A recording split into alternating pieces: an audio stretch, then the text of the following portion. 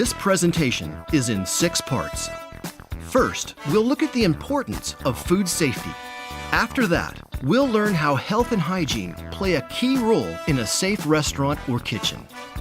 Next, we'll discuss temperature control, cross-contamination, cleaning and sanitizing, and the food safety defenses you can start using today to protect the public. Finally, we'll break it all down with what we call the Food Workers Top 10. Let's get started. Welcome. Today we're here to discuss food safety. We'll cover essential elements that food workers need to know in order to keep food and their customers safe. We'll demonstrate vital techniques and even speak with some industry experts about proper food handling and why it's important.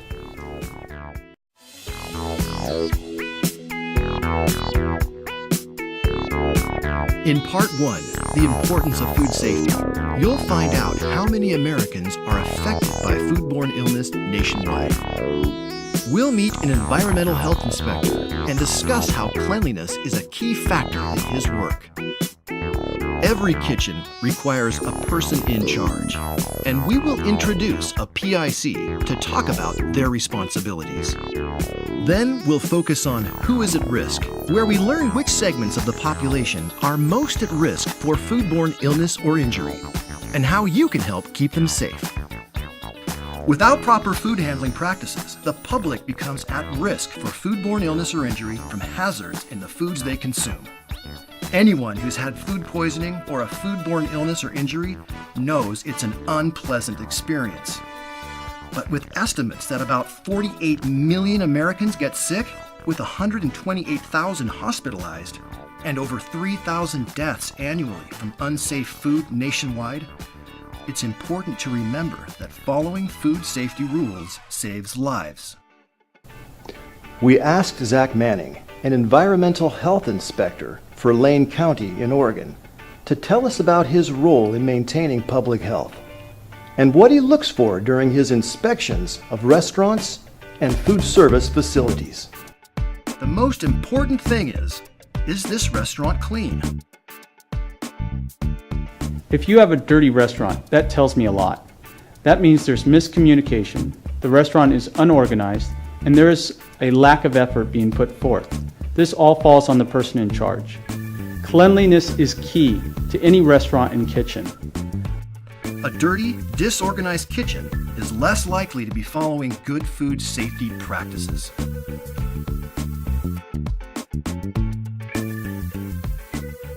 The second thing Zach looks at is the competence of the person in charge. A person in charge that is competent and knowledgeable is required in all restaurants at all times.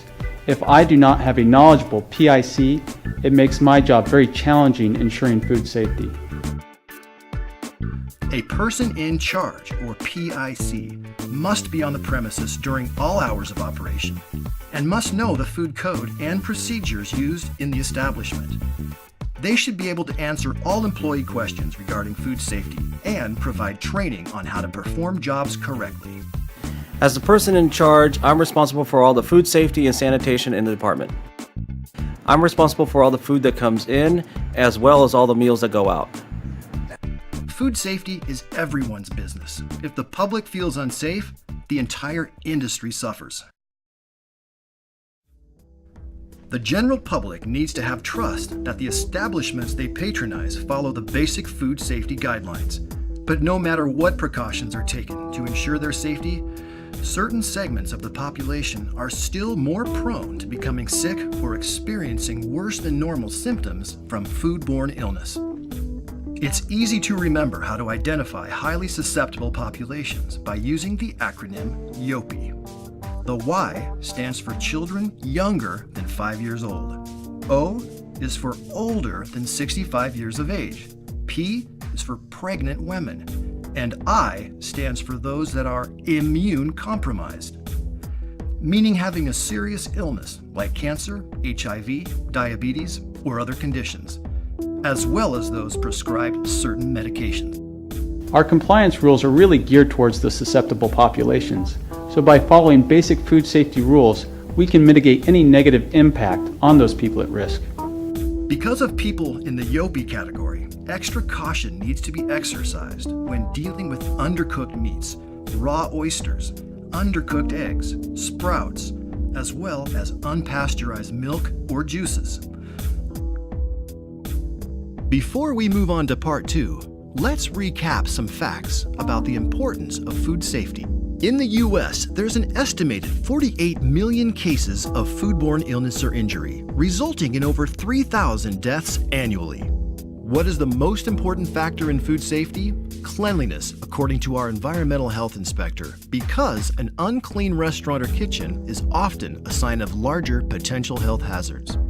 A person in charge is required at all times to ensure proper food handling practices are being followed. We learned the acronym YOPI. That stands for young, old, pregnant, or immune-compromised, and helps us remember the types of people who are most at risk for foodborne illness or injury. Finally, we listed some foods that require extra caution due to people in the YOPI category, including meats, oysters, eggs, sprouts, and unpasteurized juices.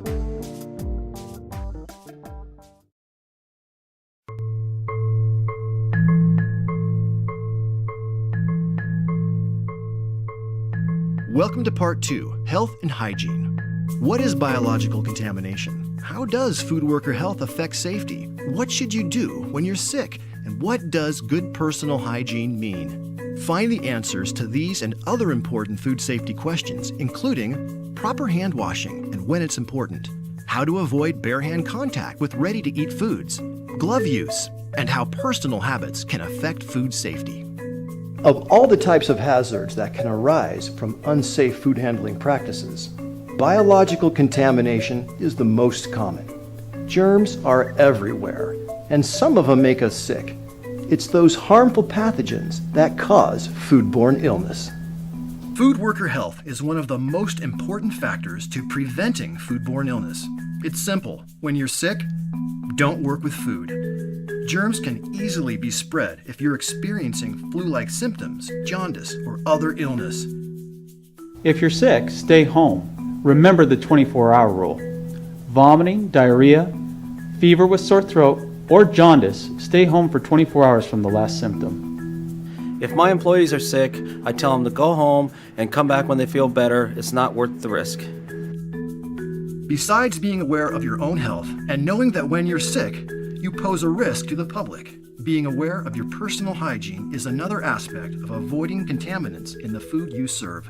In fact, food workers with good personal hygiene save lives. Following proper hand washing protocol by washing your hands the right way and at the right times, keeping fingernails trimmed for easier cleaning, wearing hair restraints and proper work clothing, and covering cuts and burns with bandages and gloves. In addition to not working while sick, these are all ways that hygiene prevents the spread of germs in the kitchen.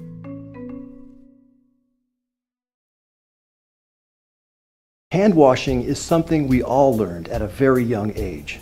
But if you want to work as a food handler, it's important to relearn this task in the proper way that complies with the health department guidelines. But first, let's review when it's important to wash up. Wash your hands throughout the day, even when hands look clean, to keep germs off your body and the food you prepare. Always wash before you begin food preparation, or if you've been contaminated by exposure to potential germs. Contamination can be caused by using the bathroom, touching one's face or nose, handling raw meat, fish, or poultry, sneezing, coughing, or blowing one's nose, handling garbage or dirty dishes, handling animals or using chemicals, or after taking a break, eating, or smoking. If you aren't sure if a wash is necessary, wash anyway, just to be safe. Proper hand washing is a 6-step process that requires a hand washing sink with hot and cold running water, soap, and paper towels or other single-use drying method.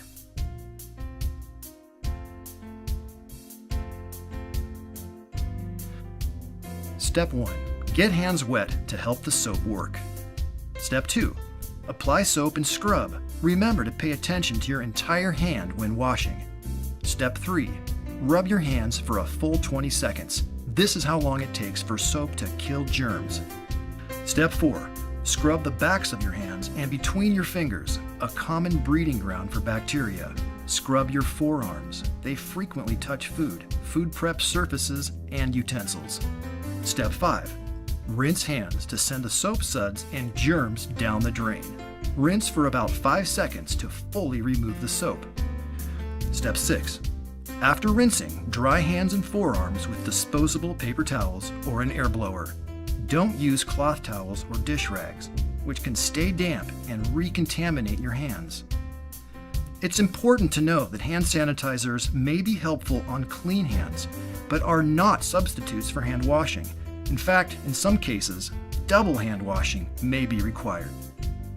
Always remember that hand washing is the most important food safety tool to get rid of the germs that make people ill. When in doubt, wash.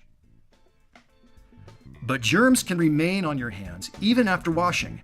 That's why it's important to prevent bare hand contact with ready-to-eat food by using utensils such as tongs, scoops, deli papers, or single-use gloves.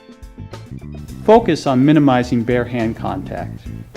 Utensils, tongs, tissue paper, these are all acceptable when handling ready-to-eat foods. So you don't need to glove up as often as you think. When you do use gloves, remember it is required to wash your hands before and sometimes after proper glove use. Ready-to-eat foods are those served without additional washing or cooking to remove germs. They include washed produce that's eaten raw, such as sliced fruit, salads, and garnishes. Foods that will not be cooked, such as sandwiches, sushi, and deli salads. Bakery or bread items, such as breads, cakes, pies, and tortilla chips. Ice that may be used in drinks, or foods that have already been cooked. Gloves can be tricky because if a food handler thinks they're using gloves correctly and they aren't, they can put the public at an increased risk by contamination. Gloves are there to protect food from germs, not your hands from the food. So remember to change them often and never wash or reuse them, especially between working with raw and ready-to-eat food. When you're done with them, be sure they go in the trash and wash your hands afterwards. When it comes to health and hygiene as a defense against foodborne illness, it's important to realize that personal habits affect food safety. You may not eat, drink, or use any type of tobacco in food prep areas. This is to prevent spills and reduce contamination. Use hair restraints that are intended to keep hands out of hair and hair out of food. Hair must always be restrained when working around food or in food prep areas. Hair restraints include hairnets, barrettes, ponytail holders, and tight braids. Long beards must also be restrained. Fingernails must be trimmed for easier cleaning. If nail polish or artificial nails are worn, you must wear gloves when preparing all foods, not just ready-to-eat foods. Rings, watches, bracelets, and all other jewelry on arms or hands must be removed during food preparation. Wedding rings may be worn if they're covered with the glove when the food worker is preparing food. Personal items like medicine, coats, and purses must be stored away from food, dishes, and linens. Let's review Part 2, Health and Hygiene. We learned that biological contamination is caused by germs on our bodies and in our environment, and that if you are sick, don't come to work. Follow the 24-hour rule and check in with your person in charge about your symptoms. Follow proper hand washing steps at the correct times to avoid biological contamination. Avoid bare hand contact with ready-to-eat foods. Use gloves to protect food, not your hands, and wash before and after glove use. Be aware of your own personal habits and hygiene as a defense against foodborne illness.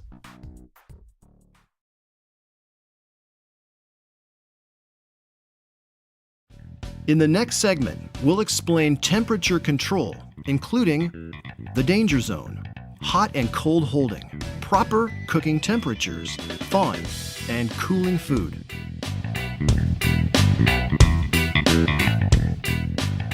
Foods must be cooked and held at correct temperatures, and cooks must use a metal stem or digital thermometer to ensure that meat, poultry, seafood, and other cooked foods reach safe minimum internal temperatures.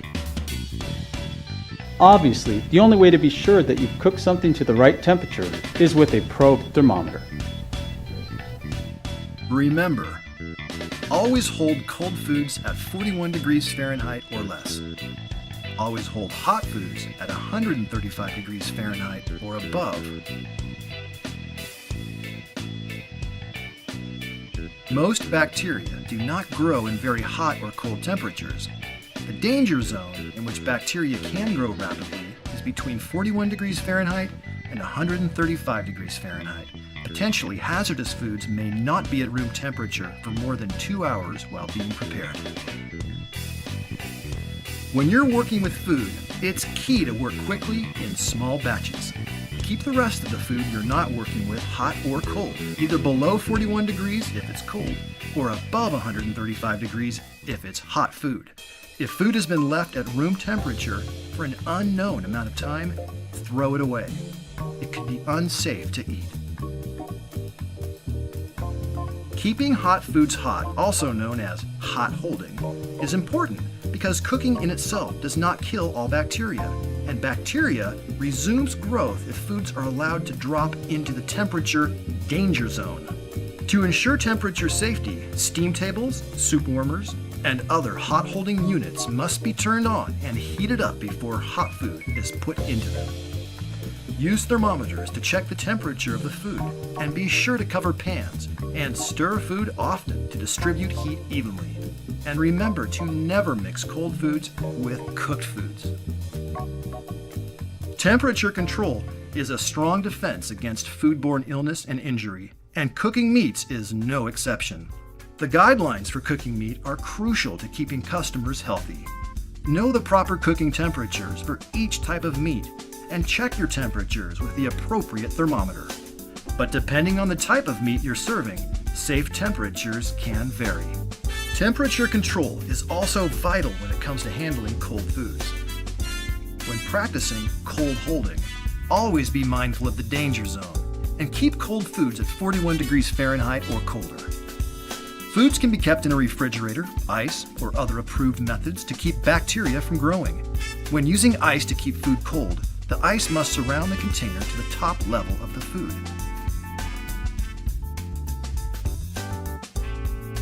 When you're thawing food, it's time to think about the danger zone again. Which would be any time the food is above 41 degrees. Acceptable methods of safely thawing frozen foods include: in the refrigerator, put frozen foods in the refrigerator until thawed. This is the slowest and safest method. Thaw raw meats on the bottom shelf or in a container to avoid cross-contamination with other foods. Under cold running water, keep the food covered in cold 70 degrees Fahrenheit or colder, running water until it's thawed. Or you may thaw as part of the cooking process or in the microwave for certain foods. Small items, such as frozen burritos, may be thawed while they cook. In addition to hot and cold holding, proper cooking temperature, and the correct thawing techniques, special care must be taken when cooling unserved leftovers or storing freshly cooked food, because bacteria can form quickly as food transitions through the temperature danger zone. It goes back to the danger zone. You want to move food through the danger zone as quickly as possible. For instance, you make some hot food and you want to reserve it the next day. Your goal is to safely cool the food from 135 degrees to below 41. The key to cooling food safely is in 2 phases. First, get the food from 135 to 71 in 2 hours. Second, cool food from 71 to below 41 degrees within 4 hours. Improper cooling is a leading contributor to foodborne illness. We can't stress enough how important it is to please take cooling seriously. Move the food through the danger zone as quick as possible because bacteria can produce toxins that are not destroyed by reheating temperatures. Cooling food is often the riskiest step in food preparation. Here's a quick outline on the facts of temperature control. The danger zone is between 41 degrees Fahrenheit and 135 degrees Fahrenheit. Food must not remain in the danger zone for longer than 2 hours. Hold cold foods at 41 degrees Fahrenheit or less. Hold hot foods at 135 degrees Fahrenheit or higher. Know the proper cooking temperatures for meats, poultry, and seafood, and use the correct probe thermometer. Follow the steps for safe thawing and cooling of food. Time now for a closer look at what we just learned. So far, we've covered 2 of the top 3 defenses against foodborne illness and injury. We showed you how health and hygiene provide a first line of protection from spreading contaminants in the food you serve. We outlined aspects of temperature control designed to keep food out of the danger zone and free from potential hazards.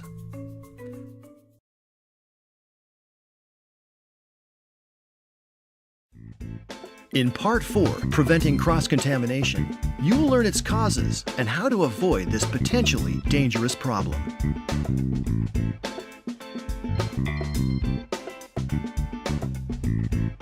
Avoiding cross-contamination is one of the most important keys in a kitchen. It's critical to avoid cross-contamination. Always keep your raw meat, like chicken, separate from your ready-to-eat foods, like vegetables. Cross-contamination is the spread of bacteria from raw meat to other foods. This happens when blood or juice from raw chicken or other meat gets onto a counter, cutting board, utensils, or hands. The bacteria present can spread to other food. It's very important to keep raw meat away from other food. Always wash your hands after handling raw meat. Food contact surfaces that touch raw meat must be washed and sanitized. Never prepare raw meat in areas near other foods. Use one cutting board for fresh produce and a separate one for raw meat, poultry, and seafood. Never place cooked food on a surface that has previously held raw meat, poultry, seafood, or eggs. Cooked food can become infected by the bacteria these other foods harbor. Storage is another place where cross-contamination can occur. Store raw foods on shelves below ready-to-eat foods to minimize contamination from accidental drips or other contact. Store meat with a higher cooking temperature, like chicken, below meat with a lower cooking temperature, like fish. In my kitchen, every employee follows safety steps to avoid cross-contamination. Here's what we learned about cross-contamination. It's caused by bacteria in raw meat spreading to other foods. Always keep vegetables and meat separate. Always wash your hands after handling raw meat.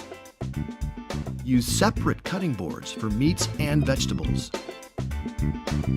Store raw foods on shelves below ready-to-eat foods. Keep foods with a higher cooking temperature, like chicken, below foods with a lower cooking temperature, like beef.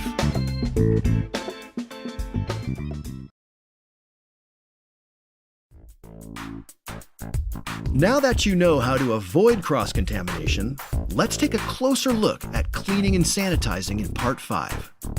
Some crucial points in this segment include the difference between cleaning and sanitizing and why it's important, washing dishes by hand and using a commercial dishwasher.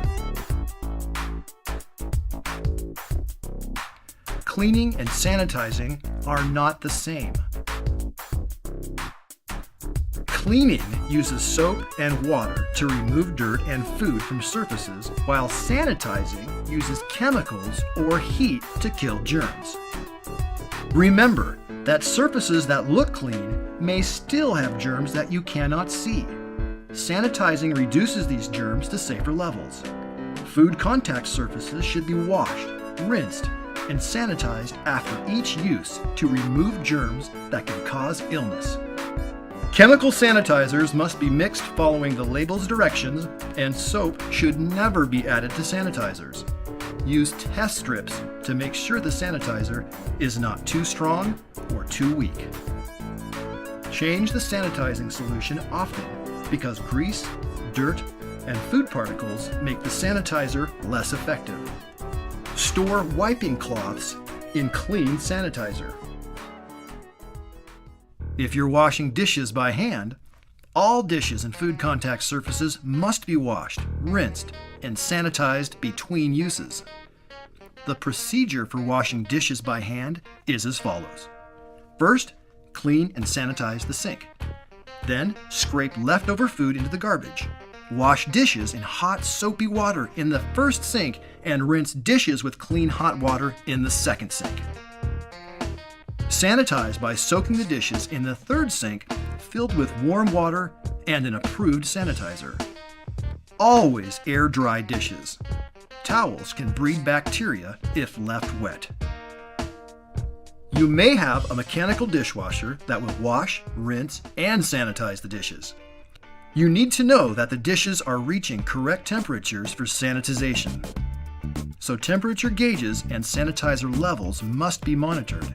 If you have any questions, speak with your person in charge about proper dishwasher operations. Many of the same basic practices for dishwasher use at home apply to commercial dishwashers, yet don't be fooled, the stakes are high to get this right. To get the cleanest dishes, start by scraping leftover food from the dishes, then stack dishes in dish racks. Do not stack dishes on top of each other, as this will not allow water to circulate properly. To keep them from filling with water and dirt, glasses, cups, and bowls should be turned upside down in the dishwasher. Plates and flatware should be stood up edgewise. Dishes should be allowed to air dry for 1 to 2 minutes before removing from racks. Just like towel drying is not acceptable for hand washing, it's also not used for dishwashing. Towel drying could contaminate the dishes. Inspect all items coming out of the dishwasher. Are there spots or stains? Are all dishes and flatware clean and free of food? No soap should remain on any dishes. Chipped or cracked dishware must be removed from service. After dishes are clean and dry, handle and store them correctly to minimize possible contamination. Don't touch the surface of any glasses or plates that a guest's mouth will touch. Cups, bowls, pots, pans, etc. must be stored upside down. Handle silverware and other utensils by the handles only. Always store kitchen utensils at least 6 inches off the floor in clean, dry areas. Here are the facts on cleaning and sanitizing. Cleaning and sanitizing are different. Cleaning uses soap and water, while sanitizing uses chemicals or heat to kill germs. Surfaces that look clean can still have germs. Sanitizing reduces these germs to safer levels. Food contact surfaces should be washed, rinsed, and sanitized between each use. Follow the label directions on all sanitizers. Never add soap to sanitizer. If washing dishes by hand, use the 3-sink method to wash, rinse, and sanitize dishes. Store bowls upside down and store utensils and dishes at least 6 inches off the ground. Never touch a part of a dish or utensil that a guest's mouth might touch.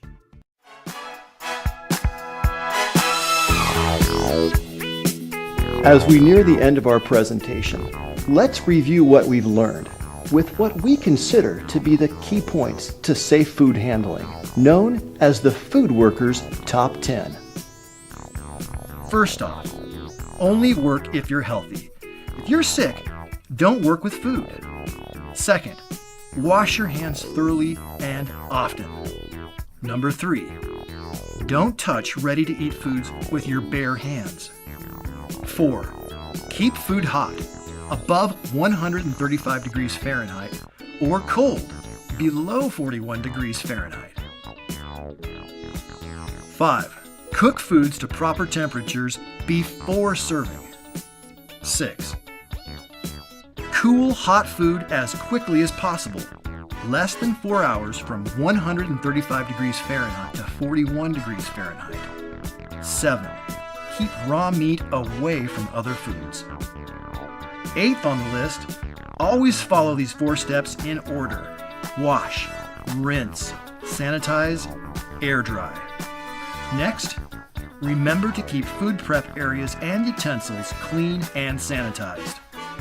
Last but not least, always ask your person in charge any questions you have on food safety. Thank you for joining us. And remember to be safe. It saves lives.